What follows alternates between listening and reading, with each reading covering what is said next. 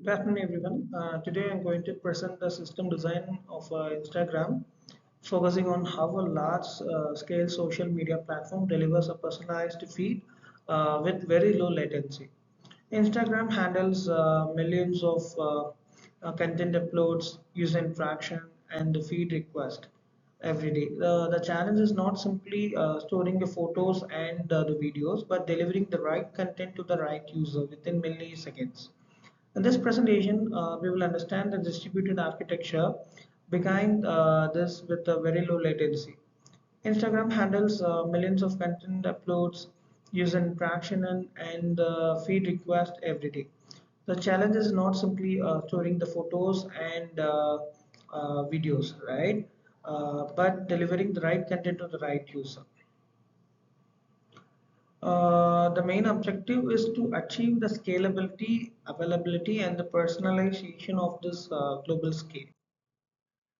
At the core, Instagram needs to connect the content creation with the content consumption efficiently. Users continuously upload photos, videos, follow other users, and expect a personalized feed immediately when they open an application. The system therefore needs to support the billions of posts and very large numbers of daily active users. At the same time, it must handle sudden viral traffic without affecting the performance. The target is to deliver the feed within 200 milliseconds at the P99 level while maintaining the consistency and the durability. So the fundamental challenge is to build a distributed pipeline that can collect the content, store it reliably, assemble the feed, rank it, and deliver it to the person quickly.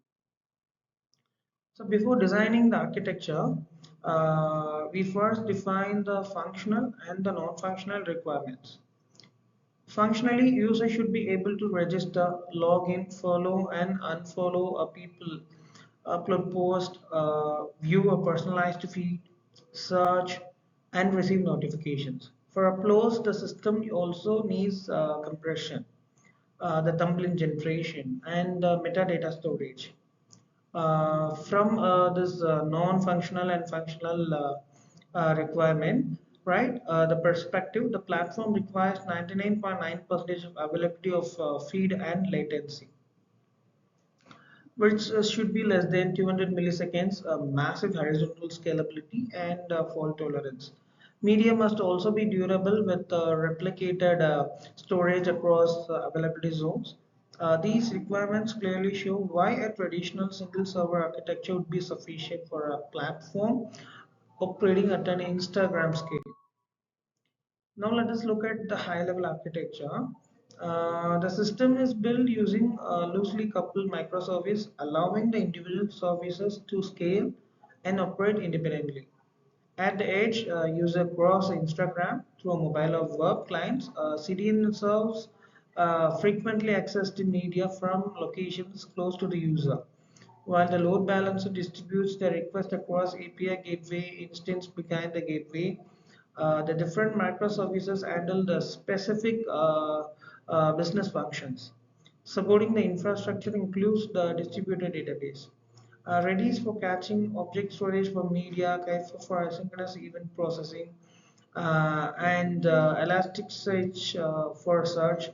This separation of responsibility allows the platform to achieve both the scalability and the operational flexibility. Feed generation is one of the most important design challenge. There are three approach: push pull and hybrid. In the push pull model, when a user creates a post, the post ID is immediately distributed into the feed caches of the follower. This provides extremely fast reads. In the pull model, the system collects the recent post from the user, opens the applications, which flows work better for the accounts of the extremely larger flow accounts. This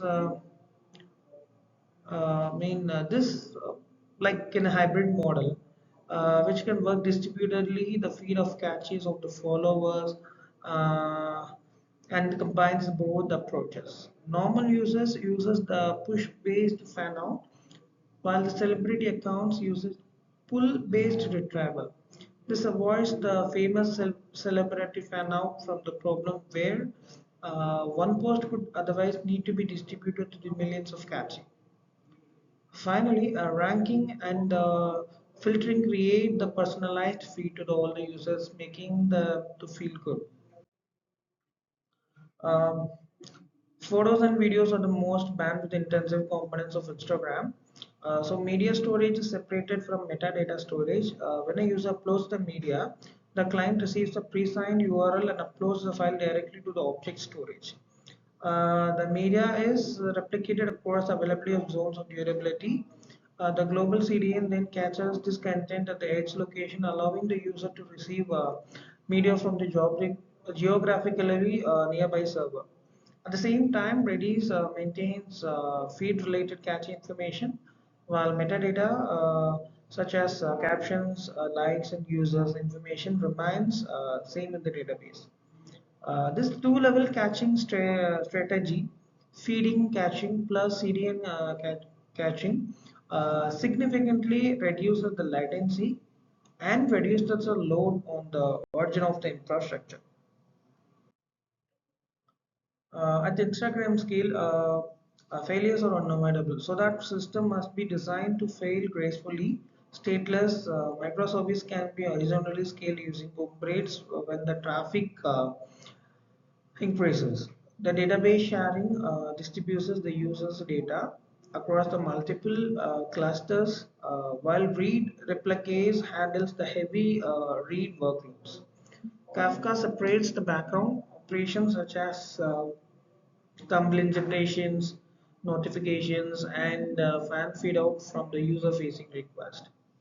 The architecture also includes the failure strategy if feed fails, right? And the catch it or pull based feeds can be used. The database failures can be handled through a replicates and the failover. CDN failures can alternate the delivery path. During this viral event, the rate limiting, circuit breakers, and the auto scaling protects the platform from the overload. To conclude, Instagram demonstrates the several fundamental principles of distributed system. The microservice provides the independent scaling and deployment. The hybrid push and pull method of balance feed generation, which would cost and reduce the latency. The Redis caching and the CDN delivery reduces the response time and the origins of a load. The database sharing allows the system to scale the object horizontally, while Kafka enables the asynchronous process without blocking the user's request. Most importantly, there is no single point of failure. The central challenge is delivering the personalized content with the extremely low latency at the massive scale. These architecture patterns are limited to the social media. They can also be applied to e-commerce, streaming the fintech, and other large-scale applications. Thank you all for this video. If you have any queries, you can put it in the comment box section. Thank you all.